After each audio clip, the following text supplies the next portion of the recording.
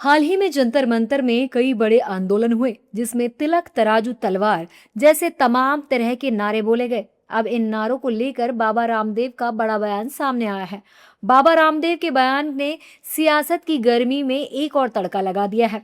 योग गुरु बाबा रामदेव का कहना है कि अगर एससी एसटी का अपमान संविधान के खिलाफ है तो ब्राह्मणों का अपमान भी संविधान के खिलाफ माना जाना चाहिए। यानी संविधान की नजर में सम्मान की बात हो तो दायरा थोड़ा और बड़ा रखिए।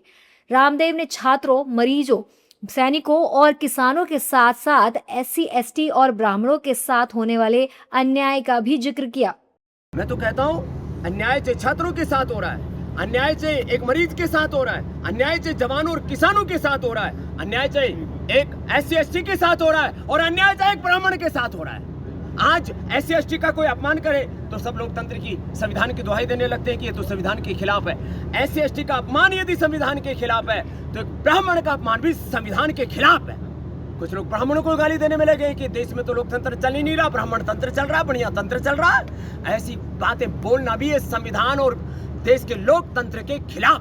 रामदेव यही नहीं रुके, उन्होंने लोकतंत्र के हंगामे वाले मॉडल पर भी सवाल उठाए।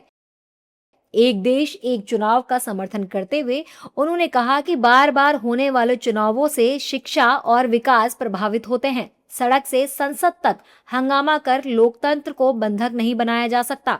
साथ ही उन्होंने आंदोलनों में नाबालिग बच्चों को आगे करने पर भी सवाल उठाया। साथ ही बाबा रामदेव ने वंदे मातरम का जिक्र कर विपक्ष पर सवाल उठाए। उन्होंने कहा कि जो लोग इसमें देवी देवताओं, मठों और मंदिरों का जिक्र देखकर सवाल उठाते हैं, उन्हें संस्कृत और संस्कृति को थोड़ा और समझना चाहिए। तो जो लोग इस वंदे मातरम में देवी देवता, मठ, मंदिर इसको देख रहे हैं, मुझे लगता है वो संस्कृत से और संस्कृति से अनभिज्ञ हैं। उनको थोड़ी संस्कृत पढ़ लेनी चाहिए और थोड़ा उनको बोध होना चाहिए कि हमने भारत माता को सारी उपहाई दी। हम मेरा मठ, मेरा मंदिर, मेरी पूजा, मेरा कर्तव्य, मेरा मंतव्य, मेरा गंतव्य, मेरा धर्म, मेरा सर्वस्व मेरी भारत माता है। ये वंदे मातरम का अर्थ है। योग गुरु बाबा रामदेव का संदेश साफ है।